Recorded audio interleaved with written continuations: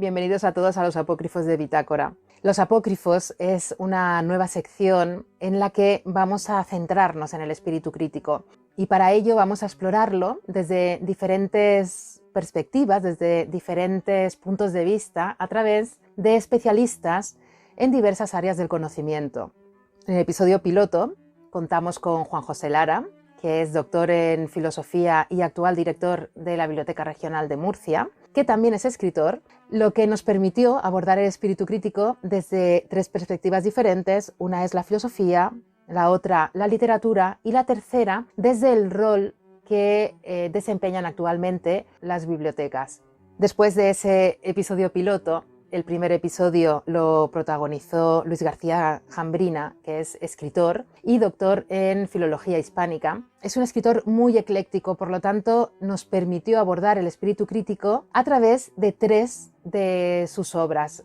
La doble muerte de Unamuno, por un lado, Muertos S.A., por el otro, una recopilación de cuentos, y el tercero, El manuscrito de barro. Y en este tercer episodio hemos contado con Luis Enrique Íñigo, que yo me empeño en llamarle Íñigo, pero es Luis Enrique, le cambio el nombre. Él es doctor en historia contemporánea y autor de La historia de los perdedores. Y para hilar este nuevo capítulo de los apócrifos, hemos utilizado tres de sus capítulos. No suelo hacer introducciones en los apócrifos, pero me he visto en la obligación de hacerla, que tampoco viene mal, porque para los que no conozcáis esta sección, pues os sitúa un poco en el contexto, pero he tenido un problema. Es una sección que quiero sacar de manera continuada en vídeo y en esta ocasión no me va a ser posible, o no me es posible, porque utilicé una plataforma para la grabación que decidió posteriormente, cuando recibí el vídeo, eliminar ciertas partes de la conversación, que nosotros no notamos ningún tipo de corte ni nada, estábamos hablando con toda normalidad y nos oíamos perfectamente. Entonces, pues no puedo ponerlo tal cual porque hay verdaderos agujeros en la conversación, así que he tenido que eliminar esas partes que no tenían sonido y en esta ocasión lo tenéis en audio solamente. De todas formas, sé que también hay gente que lo oís por iVoox o por Google Podcast, por una de estas plataformas en las que también publicamos, porque lo ponemos tanto en YouTube como en iVoox, como he dicho, Spotify y Google Podcast, además de ponerlo siempre en bitácora.club. Ahí lo vais a tener siempre, que es nuestro espacio. Pero bueno, he tenido que hacer eso, así que os pido disculpas también a Luis, pero como de todo tenemos que aprender, de esta piedra en el camino, he descubierto que tengo que saltar al vacío con una cuerda de seguridad, por lo tanto, en lo sucesivo tendré esa cuerda de seguridad con el apoyo de un programa extra grabando mi conversación y ya está. Como veis, la digitalización tiene cosas maravillosas, pero también tiene un lado oscuro.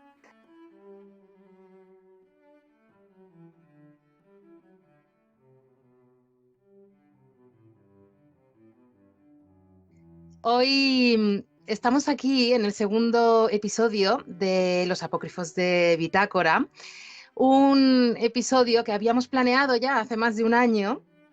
Y bueno, como lo bueno se hace esperar, ha sido culpa mía, tengo que admitirlo. Íñigo siempre se muestra muy accesible y disponible para ahondar en los misterios y las bondades de la historia a través de su experiencia, sus publicaciones. Así que aquí estoy con Íñigo, con Luis Íñigo Fernández, para hablar del espíritu crítico a través de su último libro, Historia de los perdedores, que publicó hace un año más o menos, ¿verdad? Con la editorial. Sí, hace un año y una semana, pasé exacto. Sí, sí. Es un recorrido maravilloso desde los neandertales hasta los efectos, los grandes perdedores de la globalización, de una manera, como digo, de una manera de escribir accesible, amena, en el que la historia se nos muestra como una seductora y es muy, muy interesante acceder a sus publicaciones. De modo que bienvenido a esta nueva sección de Bitácora. Es un placer enorme contar contigo. Pues bien hallada y desde luego el placer es mío y además ya te lo he dicho varias veces, encantado siempre que me cites, acudir a la cita porque como divulgador y profesor vocacional que soy no puedes aprovechar ninguna oportunidad de, sobre todo, hablar, que es una de las cosas que más me gustan en la vida, así que no hay ningún problema. Pues el objetivo aquí es que yo hable poco y tú mucho. Así que vamos a empezar por el principio. Como historiador, ¿cuál es el rol actual en nuestra sociedad de un historiador? O desde tu punto de vista, ¿cuál debería ser ese rol? Es un poco, creo yo, parecido al papel que tiene que jugar la prensa y los medios de comunicación en general. En un Estado que se predica de derecho, en un Estado democrático como es el nuestro, o dice que es el nuestro, y las democracias occidentales en general, el papel de los medios es hacer de conciencia crítica de la sociedad. Siempre se ha dicho que es el cuarto poder y su función es asegurar el equilibrio de los otros tres, ejercer esa desconfianza hacia el poder que los padres del liberalismo dijeron ya hace más de 2 siglos. El papel del historiador es parecido, es decir, es hacer de conciencia crítica de la sociedad, desenmascarar al poder cuando debe ser desenmascarado, denunciar los discursos falaces, los dobles sentidos, las mentiras escondidas o entretejidas en el discurso de los políticos, y ayudar a la gente a ver y a pensar por sí mismos, porque una ciudadanía que no piensa por sí mismo, pues es un rebaño, no es una ciudadanía, y con un rebaño no se sostiene un Estado democrático. Así es, eso queda muy, muy bien plasmado en la historia de los perdedores, o a través de esos perdedores, y cómo la falta de conocimiento y de precisamente ese espíritu crítico, en ocasiones porque no se podía acceder al conocimiento, pero hoy en día somos muchísimo más responsables al poder acceder a ese conocimiento y no estar haciendo en muchas ocasiones uso de él. ¿Qué es para ti, Íñigo, el espíritu crítico? Luis, que te cambio el nombre, pero... Como quieras. Estoy acostumbrado de toda la vida, ¿no? Esto de tener un apellido que es un nombre también, pues hace Exacto. que surjan esas confusiones. Bueno, yo creo que lo que debemos hacer sobre todo es leer mucho, pensar mucho por nosotros mismos y llegar a nuestras propias conclusiones. Es decir, no seguir los mensajes que nos transmiten. La fe está muy bien para la religión, para el que la tenga, y es un don maravilloso, pero en política lo que hay que tener es siempre desconfianza y pensar, bueno, ¿esto será así o a quién le interesa que sea así? Decías antes que tenemos la responsabilidad ahora porque podemos, pero cuando se dice vuelven las dictaduras, vuelve la extrema derecha, la peor dictadura es la que no se ve. Y puede estar escondida detrás de los ropajes de una democracia, porque si las personas pueden ser críticas, pero no lo son, si el poder consigue eso de nosotros, que seamos, entre comillas, felices con nuestro consumo masivo, nuestra búsqueda del placer, el pan y circo, ¿no? Como decían los romanos, pues ya tienen todo hecho, no necesitan represión, ya nos reprimimos solos nosotros mismos, ¿no?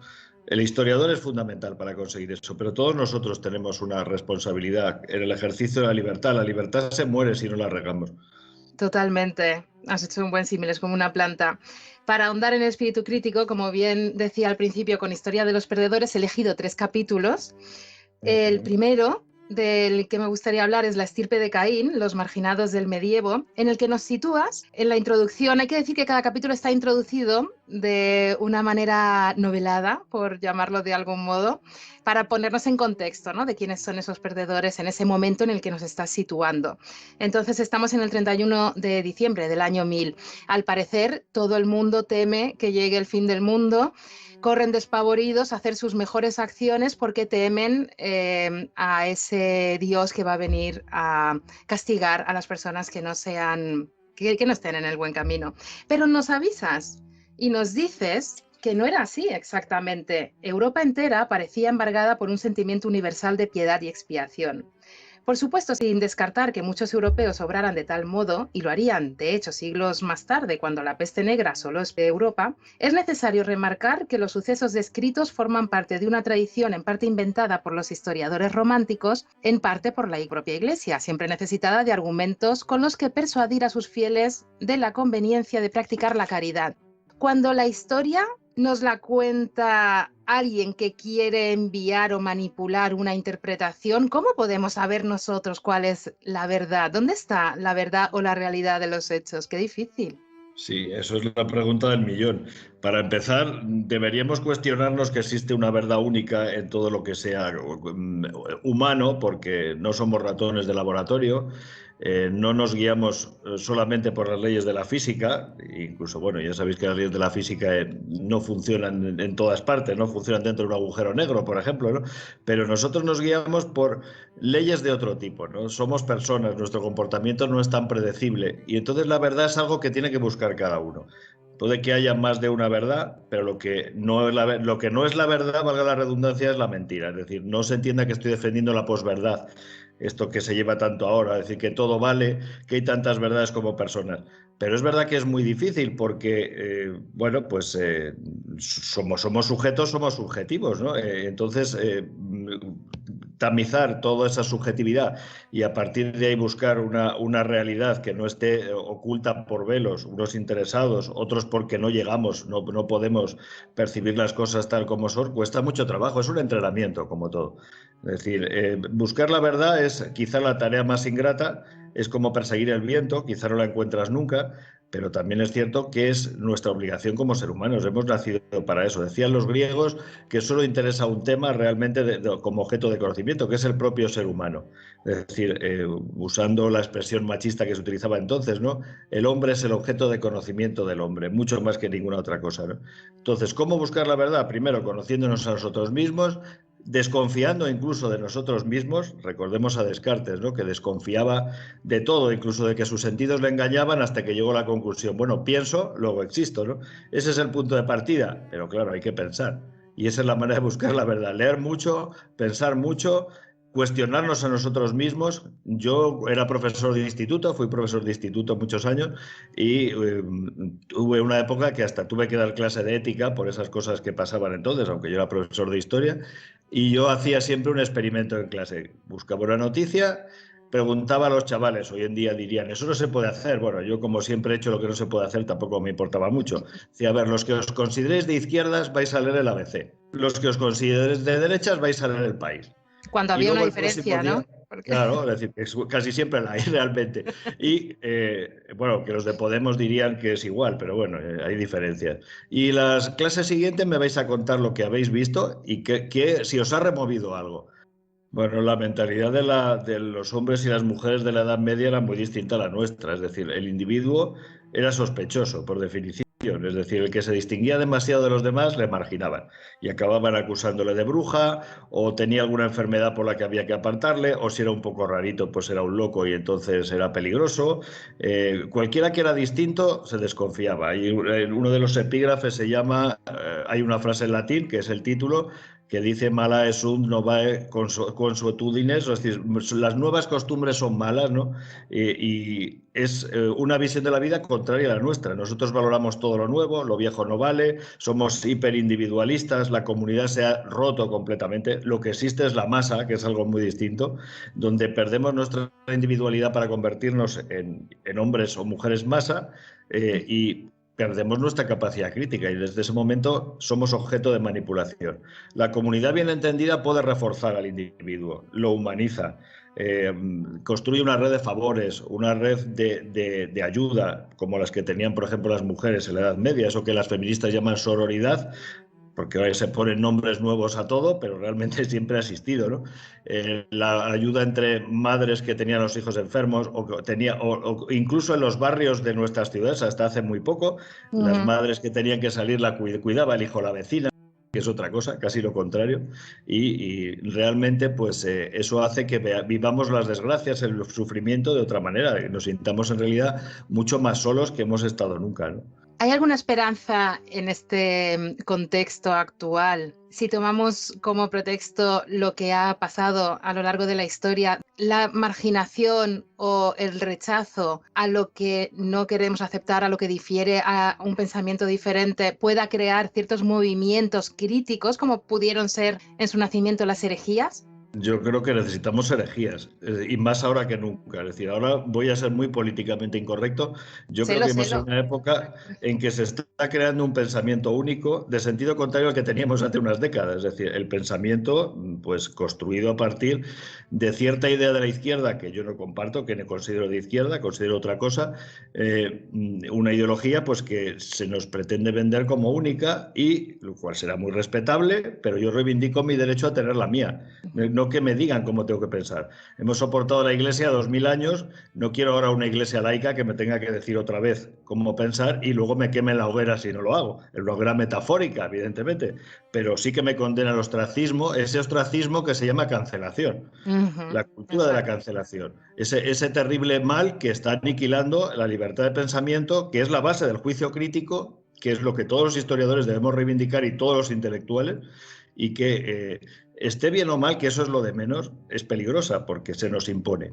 La base de la democracia es aquella frase de Voltaire que decía: detesto lo que dices, pero moriría por defender tu derecho a decirlo. Eso para mí es la base de la democracia, la libertad de pensamiento. Si eso muere, muere la democracia. Al fin y al cabo es algo que nos hace evolucionar también como seres humanos, tanto sociales como naturales. Lo diferente, lo otro, lo que nos pone frente a un espejo también y lo que señala nuestros propios defectos o incapacidades o limitaciones. Sí, es que es lo que decía antes, tenemos que estar sometiéndonos a crítica continuamente, pero esa crítica tiene que ser libre, es decir, tengo que asumirla yo como parte de mi responsabilidad. No quema en la hoguera física, pero quema en la hoguera espiritual o en la hoguera social, que para el ser humano es casi peor, ¿no? La muerte social, fijaos, así, aunque pueda parecer que no viene a cuento, las sociedades de cazadores-recolectores no tienen Estado, no tienen policía, no tienen jueces, pero cuando una persona se desvía, tienen formas de corregir esa desviación. Y algunas de estas sociedades los corrigen tratándoles como si fueran invisibles. Una persona que mata, en una sociedad de cazadores-recolectores, no le asesinan, simplemente dejan de verle. Pero dejan de verle literalmente. ¿Qué hace una persona a la que dejan de ver, que ha dejado de existir? Se suicida, porque no se puede vivir así.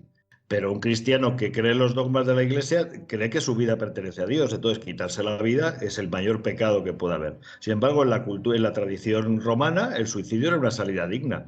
Es decir, incluso un romano podía suicidarse porque consideraba que no podía soportar la vergüenza de haber fallado o haber faltado a su honor. Es decir, no son raros los casos de generales romanos que se suicidan después de haber perdido una batalla. Y eso nos parece hoy en día una cobardía. A mí no me parece una cobardía, me parece una opción. Te va a parecer ya absolutamente incorrecto políticamente, pero yo no critico el suicidio, igual que no critico la eutanasia autoelegida. Me parece que la vida nos pertenece a nosotros y tenemos derecho a marcharnos con dignidad, sobre todo cuando queramos. Y esa dignidad no siempre la perdemos como resultado de una enfermedad física, como resultado de una degeneración física, sino que a veces sentimos que no tiene sentido que vivamos porque hemos hecho algo que está muy mal, o porque ya no aportamos nada, o porque sencillamente mi vida acaba aquí porque ya no tengo metas ni objetivos y me he convertido en un vegetal, ¿no? Porque hay muchas formas de ser vegetal, no solamente estar conectado a una máquina. Entonces, a mí el suicidio me parece una opción que quizás yo no haría, yo no tomaría, pero no se me ocurre criticar a alguien por hacerlo. Lo triste es cuando alguien se suicida porque no puede más, porque está marginado, porque sufre mucho, porque de ese suicidio es culpable también la sociedad. Cuando una persona llega a ese punto, o los adolescentes que... nosotros, yo como inspector, vemos que hay pues intentos autolíticos cada vez mayores, cada vez en los institutos tenemos más intentos de suicidio, que algunos frustrados, a algunos les sale bien de vez en cuando. Tenemos que preguntarnos qué está pasando. La respuesta no es solo la pandemia ni el aislamiento de esos 3 meses. La respuesta es la tiranía de las redes sociales, la tiranía de modelos de persona, de cuerpo y de vida que son absolutamente irreales e imposibles, y la falta de armazón psicológica de los adolescentes para soportar eso, ¿no? Entonces, ahí tenemos mucha culpa nosotros y tendríamos que hacer examen de conciencia. Absolutamente. Antes has hablado de esa cancelación, ¿no?, que se puede hacer invisibilizando a alguien o acusando a alguien por algo totalmente fútil o sacado de contexto, que ocurre hoy en día también en las redes sociales. ¿Qué le pasó a Pablo Olavide? Y así vamos entrando en ese segundo bloque, los fantasmas de la razón, los contrailustrados, en esa época de oscurantismo que también tenía el siglo XVIII.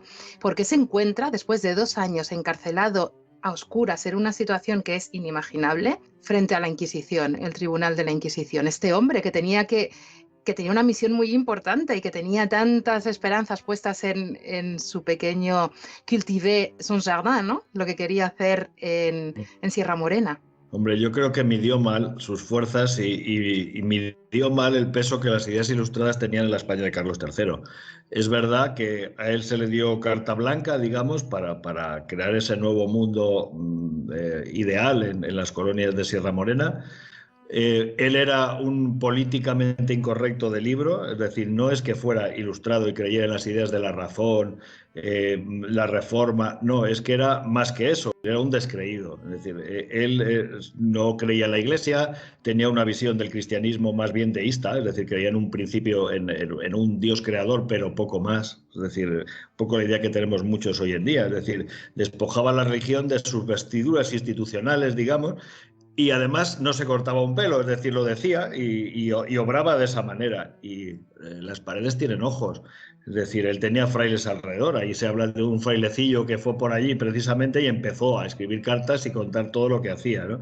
Y él pensaba que, como tenía amigos poderosos, como el conde de Aranda, que eran pues masones o que eran pues gente, digamos, de la izquierda, entre comillas, de la época, bien relacionados con el rey, eso le iba a salvar. Pero Carlos III no era un Robespierre, evidentemente, era un déspota ilustrado. Es muy triste, pero es medir mal tus fuerzas, ¿no? O ser un adelantado a tu tiempo, pensar que las cosas son de otra manera ya como realmente son, ¿no?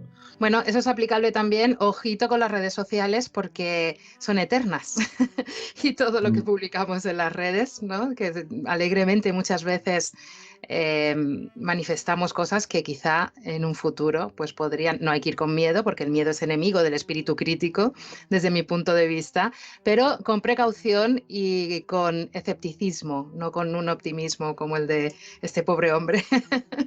Sí, dice Sabrina que el amor es eterno mientras dura, ¿no? Pero en las redes sociales no les pasa eso. Es decir, lo que tú dejas ahí se puede quedar. A mí me sorprende a veces porque yo veo cosas mías de hace 20 años circulando por internet y digo, pero vamos a ver, y el que vea esto ahora, es decir, ¿qué pensará? Es decir, porque a lo mejor yo ni pienso lo mismo que entonces, ni desde luego me parejo en nada físicamente, es decir, estoy un poco peor, ¿no? Que entonces, pero ahí está. Es decir, es como si fuera intemporal. Se queda para siempre, es verdad, ¿no? Entonces, oye, ya podía durar más el amor y menos las redes sociales, ¿no?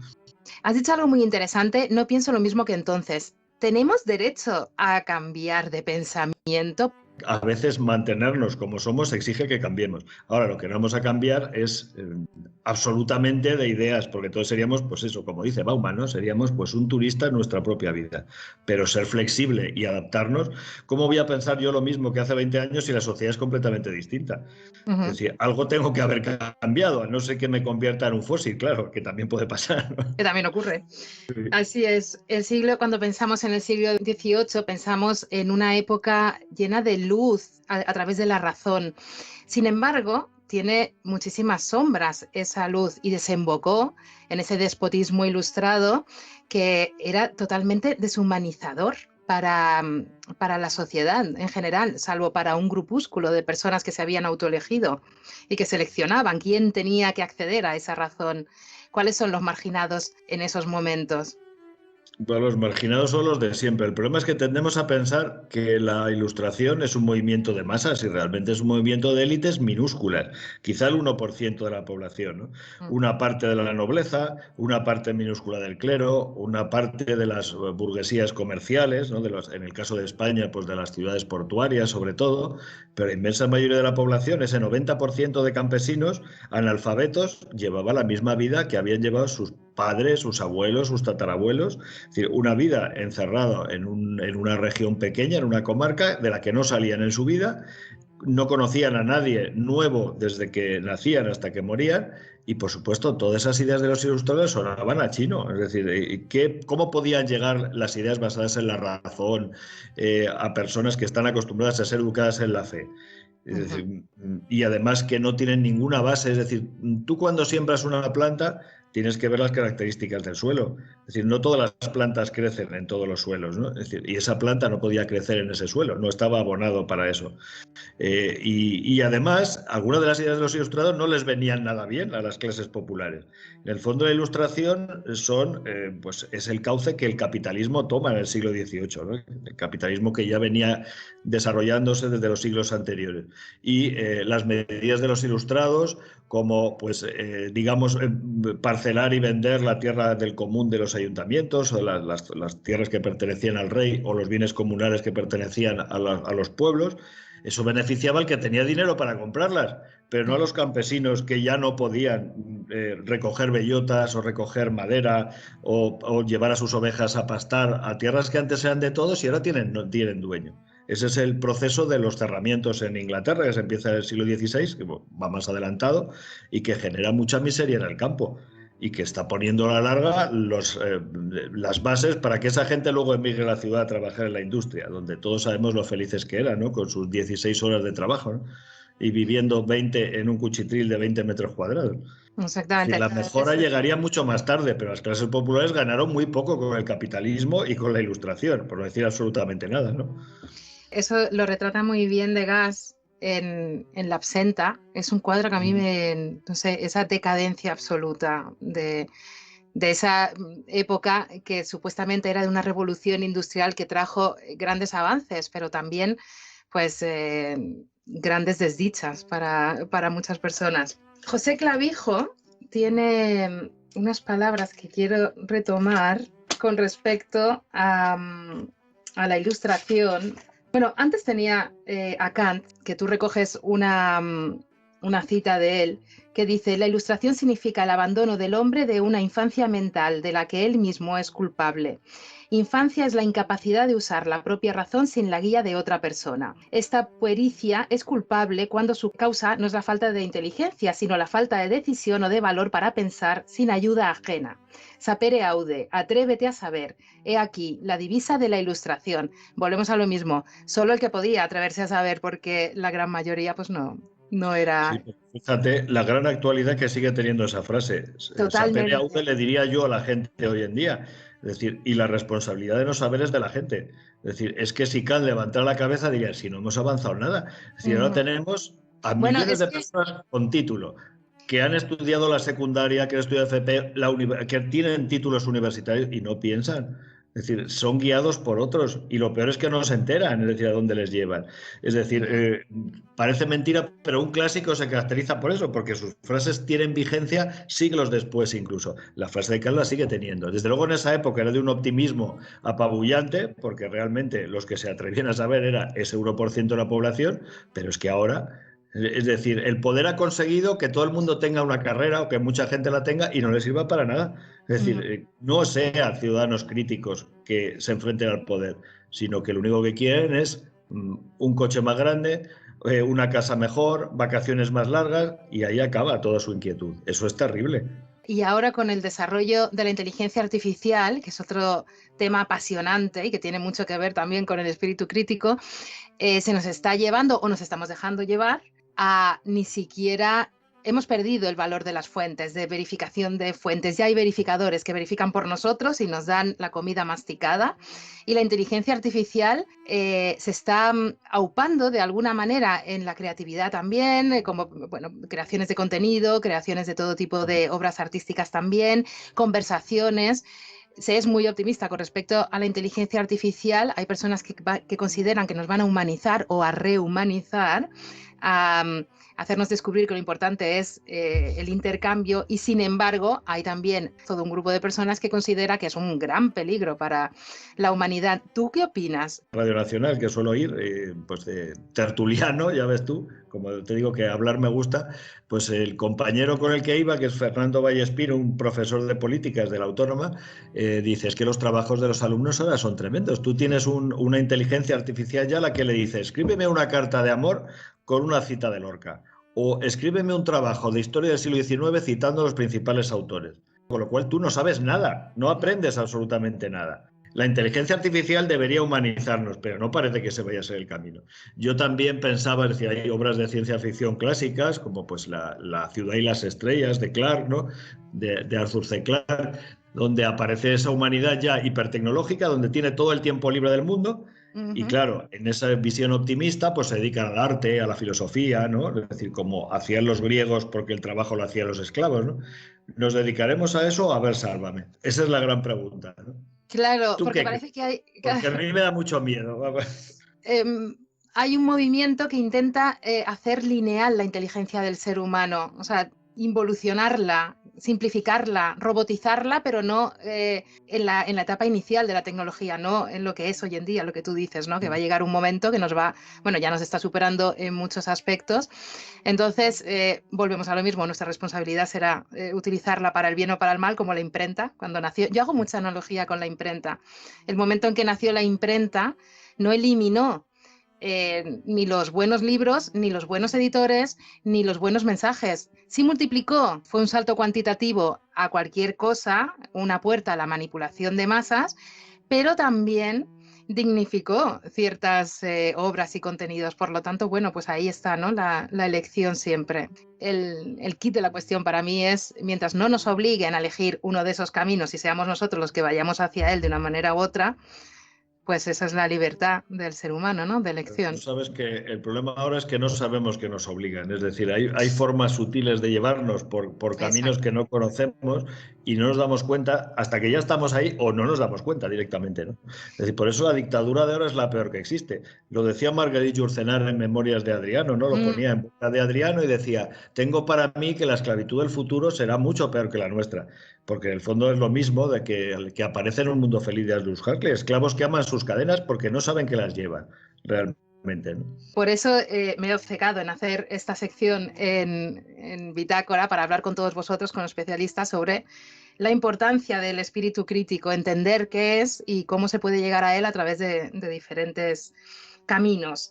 Decía José Clavijo, director del periódico del Pensador, que se publicaba en Madrid en el siglo XVIII, en 1763 y 67, como tú bien apuntas, dices, habla también de un vulgo numeroso, intratable, incapaz de abrir los ojos a sus verdaderos intereses, que canoniza todo cuanto le presenta la costumbre y mira como impropio y sedicioso lo que conduce a sacarle el error, lo que apoya todo esto, ¿no? que has estado comentando. Qué difícil es. Sí, lo que ocurre es que Clavijo también podía pensar que cuáles eran los intereses del pueblo, porque claro, los intereses del pueblo eran los que definían ellos, Claro. y nadie le preguntaba al pueblo.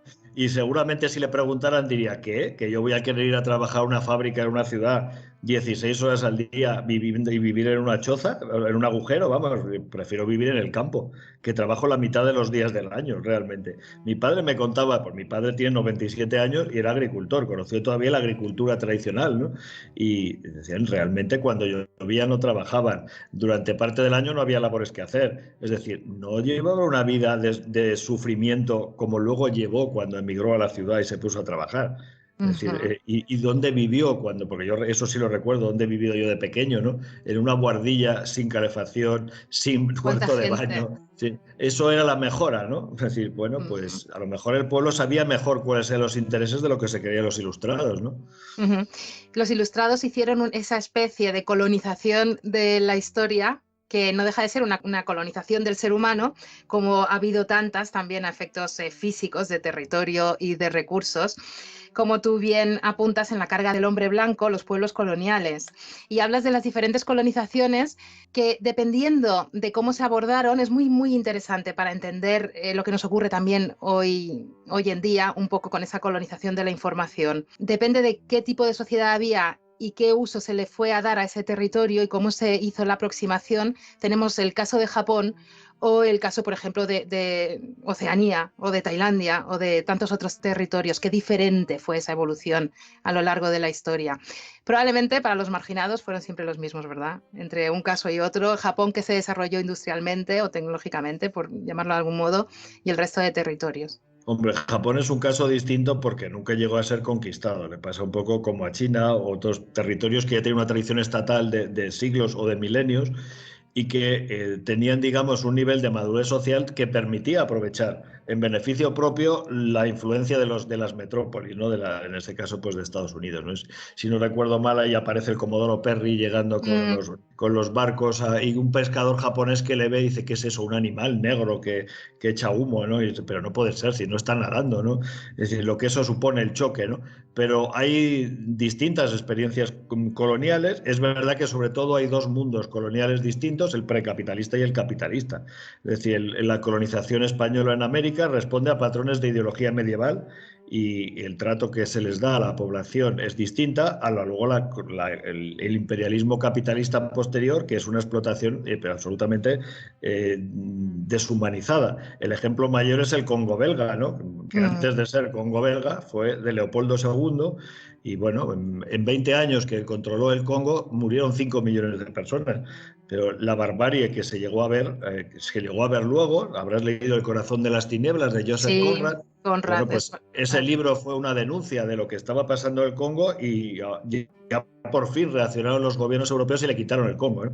Bueno, pues eso fue quizá el epítome del imperialismo más deshumanizador que podía haber. Hay grados por debajo de ese, y gente que supo aprovecharlo más bien poco, porque cuando estos países se independizaron realmente pues heredaron graves problemas de la época colonial, y muchos siguen colonizados de forma informal, digamos, ¿no? De hecho, el imperio americano fue siempre un imperio informal. Estados Unidos no tuvo colonias, más que Filipinas y Puerto Rico temporalmente, pero las tuvo de otra manera, mucho más eficaz y barata, ¿no? Totalmente. Hay algo que es, hay una frase, no la recuerdo exactamente, pero es algo así como que al colonizado hay que hacerle sentir, o acaba sintiéndose como extranjero en su propia tierra, y eso es desgarrador en realidad, si intentas ponerte en ese lugar, ¿no? Te lo arrebatan todo, hasta tu esencia, tus raíces, Hasta ¿no? los nombres de las cosas. Es decir, ahí aparece, bueno, pues Sí. eso, pues leyendo novelas, sobre todo de los escritores africanos, tal, que algunos recuerdo que se cita ahí, me parece. Claro, esa sensación que tienen de que le han robado todo, incluso su entorno, porque caminan por la aldea o la zona donde nacieron y dicen, pero esto le han cambiado el nombre, y esta bandera que es, y esta ropa que llevo. Es decir, es como una vasija a la que han vaciado y la vuelven a llenar, ¿no? Así que es el símil que se utiliza ahí. Es decir, me han robado todo, no solo mi pueblo, me han robado a mí mismo, mi propia conciencia, mi pasado, mi propia personalidad, ¿no? Es decir, no hay mayor robo que ese, realmente, ¿no? Qué barbaridad. Tienes un momento, hablas del lenguaje, ¿no? De esa manipulación torticera del lenguaje que hemos visto y que seguimos viendo actualmente, y a la que tenemos que estar atentos, muy atentos desde mi punto de vista, y no caer en ello. Dices, y te leo: para hacer aceptables las medidas colonizadoras, se priva al enemigo de su condición humana. Se le tiene por otra cosa, por un salvaje, por un animal incluso. En realidad, el lenguaje del colono, cuando habla del colonizado, es un lenguaje zoológico. Se alude a los movimientos de reptil del amarillo, a las emanaciones de la ciudad indígena, a las hordas, a la peste, el pulular, el hormigueo, las gesticulaciones. Son palabras de Frantz Fanon que tú recoges. Asumida esta idea, la conciencia moral queda en suspenso. Torturas, violaciones, amputaciones de miembros o asesinatos en masa se convierten en prácticas habituales en el desarrollo de unos conflictos en los que no existen ya normas ni frenos, tan solo violencia física inusitada, declarada, que ocupaba territorios y sometía a poblaciones. Una violencia que, desde luego, deshumaniza a quienes la practican mucho más que a sus víctimas, pero las víctimas son las víctimas, al fin y al Sí, cabo. evidentemente. Ahí se comparaba la guerra europea con las guerras coloniales. Es decir, en Europa la guerra, aun siendo cruel y brutal, no hay que olvidar, por ejemplo, que el ejército soviético violó a 2 millones de mujeres alemanas en su avance a Berlín. Últimamente, el otro día veía en Twitter a un tuitero que se dedica a reivindicar a la Unión Soviética como la que liberó a Europa de los nazis. Bueno, pues decir, es que me libera un demonio de otro demonio. Es decir, Uno por otro. tener que elegir entre eso, pues yo no elijo a ninguno. ¿Qué quieres que te diga? Yo elijo la democracia liberal. Bueno, pues la historia es así. Bueno, pero comparaba en esos párrafos la guerra europea, que tenía unas reglas, es decir, unas reglas que ya incluía pues el respeto a los prisioneros. Pues todo el mundo ha visto películas de campos de prisioneros, donde se trata de una manera muy distinta a los prisioneros americanos, ingleses y los propios campos nazis de los judíos. La guerra colonial es la misma guerra que hacen los alemanes a los judíos. Empiezan por convertirlos en infrahumanos, Untermenschen, como dicen los alemanes, ¿no? Es decir, están por debajo de la condición humana, entonces ya puedo hacer cualquier cosa con ellos. El inglés, el americano, no, porque es ario, porque es blanco, porque es occidental. Entonces me reflejo en él, es como yo, aunque sea el enemigo. No puedo hacer cualquier cosa con él, pero esto otro no es como yo. Ya no es humano, y como no es humano, lo puedo tratar como un perro o como una rata. Y eso es lo que hemos hecho realmente. Los españoles poco, porque hay que reivindicar la diferencia entre el Imperio Español y lo que vino después, no porque sea bueno, sino porque es menos malo, Tan simplemente. Es decir, denostado también a lo largo de sí, la es verdad, historia. hay que reconocer, y lo hace Eliot, por ejemplo, que es un hispanista y que tiene una obra que es un clásico y se reedita continuamente, que se aparece ahí también, comparando el Imperio Británico y el español, un imperio de ideas medievales, como el español, para bien, en este caso, y un imperio de ideas capitalistas desbocadas, donde solo interesa el apropiarse de los medios de producción. Y para eso hay que echar a los que los tienen. Es decir, ¿qué hicieron los ingleses de América del Norte y luego los americanos? Matar a todos los indios que se iban encontrando. Pensad que quedan 900.000 indios en Estados Unidos ahora Sí, mismo. sí. Y además en reservas Y aislados del recluidos. resto de la población. Bueno, ¿qué hizo Exacto. España? Pues España lo que hizo es primero plantearse si tenía derecho a estar allí, cosa que no ha hecho nadie nunca. Es decir, hubo debates muy serios, no pensemos que es una pantomima. Y luego llegué a la conclusión de que esas personas tenían alma y por tanto no se podía hacer cualquier cosa con ellas. Es decir, justo lo que estamos diciendo al contrario de lo que luego ocurrió, ¿no? Que luego hubo muertes muchas, que hubo abusos muchísimos, explotación sin duda, pero no porque la corona lo quisiera, sino porque su poder tenía límites con la tecnología de esa época y podía mandar y no ser obedecida, lógicamente. Pero vamos, no es que haya que reivindicar el Imperio Español, pero hay que decir la verdad, es decir, para bien y para mal, de todo. Y que O al no nos menos creamos nuestra buscarla. leyenda negra, que esto es el colmo, es decir, es la guerra psicológica inventada por los holandeses en el siglo XVI y ahora nos la queremos nosotros. Tampoco significa que haya que ganar dinero diciendo que éramos maravillosos como se ha puesto de moda, ¿no? Últimamente.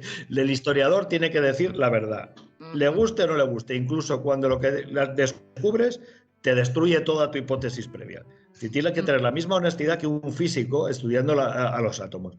Es decir, yo puedo tener una hipótesis, pero si las fuentes no casan con eso, pues tengo que montar otra. Sí, porque No al pensamos que revés.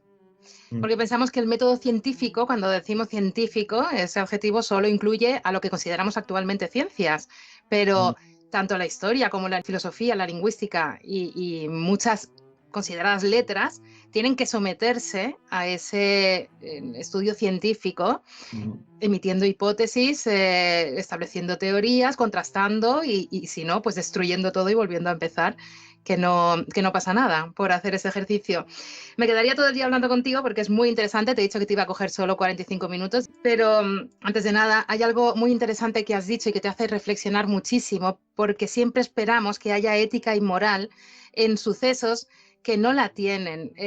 La historia, la economía y tantas otras cosas no tienen ética y moral. Y si no fuesen los unos, serían los otros, un poco a lo Unamuno, los que estarían convirtiéndose en imperios y creando marginados. No vamos a aprender nunca, Luis. No vamos a evolucionar jamás. El problema es que yo recuerdo una vez que me invitaron a la radio cuando hacían estas cosas, ¿no? Que el programa de radio lo hacíamos cenando. Y eso está muy bien, ¿no? Porque está más que demostrado que comer y beber vino relaja mucho y hace que el espíritu pues se proyecte, ¿no? Es decir, yo creo que un par de copas de vino te revelan cómo eres de verdad, ¿no? Y además ya 5 o 6 te pone la lengua pastosa, pero un par de copas te la sueltan, ¿no? Y estaba en esa mesa Pedro Ruiz, que no hace falta presentarle, todos lo conocemos. Y hablábamos y decíamos, hombre, a ver, ¿a ti no te parece que en el fondo, pues un poco recordando la imagen, la secuencia con la que comienza 2001, una odisea en el espacio, ¿no? de Kubrick, con los famosos, bueno, antropoides o monos para entenderlos, con los huesos, el mono tira el hueso y se convierte en una nave espacial y así empieza la película.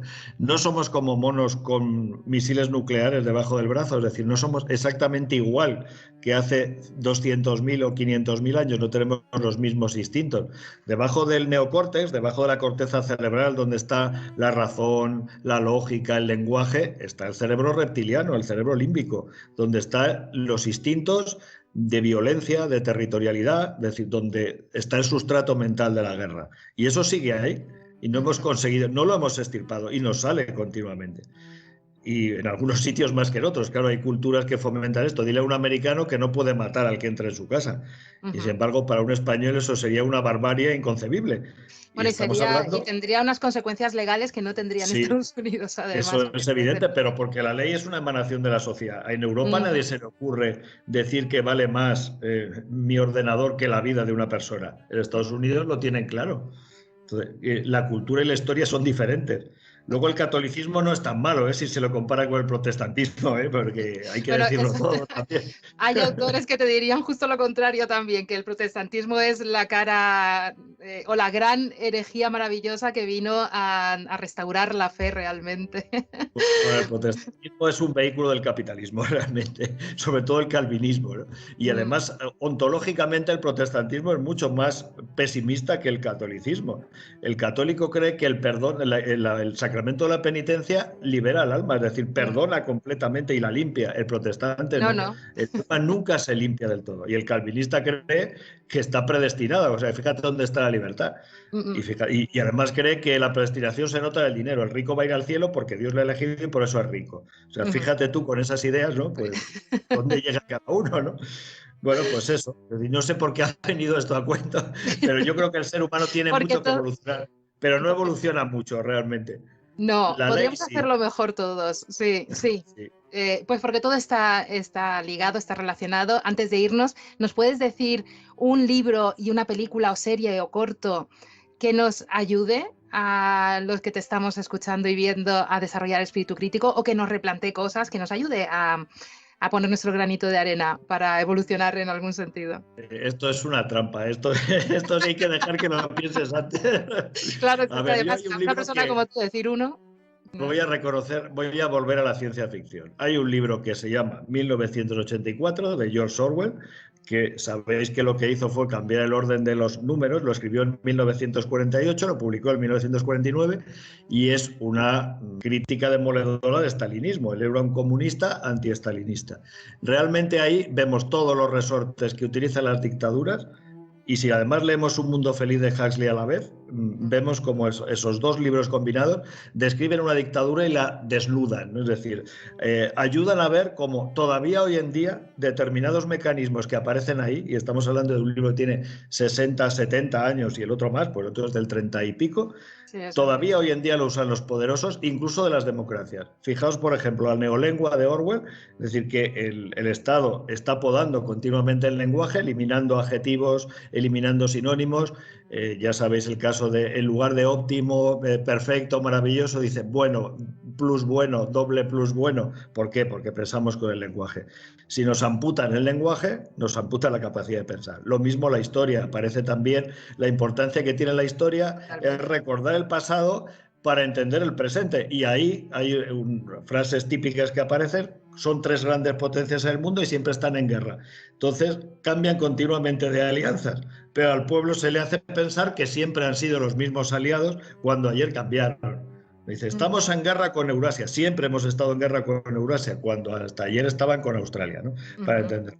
Bueno, y película, bueno, no sé, películas que fomenten el espíritu crítico, hay tantas realmente, pero hay una que me gusta mucho, que es sobre el papel de la prensa, que es Todos los hombres del presidente. Pues ya sabéis, el que narra la historia de Woodward y Bernstein, los dos reporteros del Washington Post que descubrieron Watergate, y bueno, pues además son Dustin Hoffman y Robert Redford, si no recuerdo mal, o sea, son actores espectaculares, y ahí se ve claramente cómo el poder pasa las décadas y siempre hace lo mismo. La enfermedad del poder, como se dice en la película, es una enfermedad del poder. La enfermedad del poder es el propio poder. Es decir, ya lo decía Tomás Moro, el poder corrompe, el poder absoluto corrompe absolutamente. La prensa y la historia y el espíritu crítico, como se ve en esa película, son la única arma que tenemos para evitar vivir en una dictadura oculta, que son las peores. Pues Luis, muchísimas gracias por tu tiempo, por todo lo que nos aportas. Vamos a estar muy pendientes, que me has dicho que estás escribiendo un nuevo libro. No podrás hablar de él, pero bueno, estaremos encantados. Del que estoy escribiendo, no, del que va a salir el mes que viene es el complemento de ese que tienes en las manos, pero este va de derrotas militares contadas desde el punto de vista de los que pierden. Pero esta vez sí son militares. Sí. Qué interesante. Se llama Vae Victis, hay de los vencidos. Y si no te acuerdas lo que es eso, ahora lo buscas, para que veas el título. Porque es una frase histórica también. Entonces ese libro va de pueblos y gentes, y el que va a salir ahora va de batallas, pero desde el punto de vista de los perdedores. Se ve que estoy un poco obsesionado, ¿no? Muy interesante. Bueno, conocer la historia de los perdedores es conocer nuestra historia también y nuestro posible futuro, porque vete a saber dónde estaremos en la historia, no como individuos, sino como sociedad o como comunidad. ¿Qué hablarán de nosotros? O ni siquiera hablarán, porque estamos llegando a un momento que quizá hay ciertas cosas que mejor no, que no hablen de ellas. Pues muchísimas gracias, Luis. Ha sido un placer, como siempre, y nada, y seguimos en contacto, porque además haber descubierto que te gusta la ciencia ficción ya nos abre otro apócrifos. Hombre, bueno, como me tienes de la lengua con eso, vamos, ya ni no te cuento. Sí, pues esta nos la apuntamos. Te tomo la palabra. Acabo de leer esta última semana el último premio Minotauro, precisamente, y la semana pasada, el de hace 2 años, y da para mucho que pensar también, la verdad. Vale, ese me lo apunto también, que no he llegado a él. Pues muchísimas gracias, Luis. A Gracias. ti. Y ya sabes, la próxima vez, en vez de 3/4 de hora, 1 hora y media, que seguro que Claro, tenemos sí, bastante. seguro. Gracias.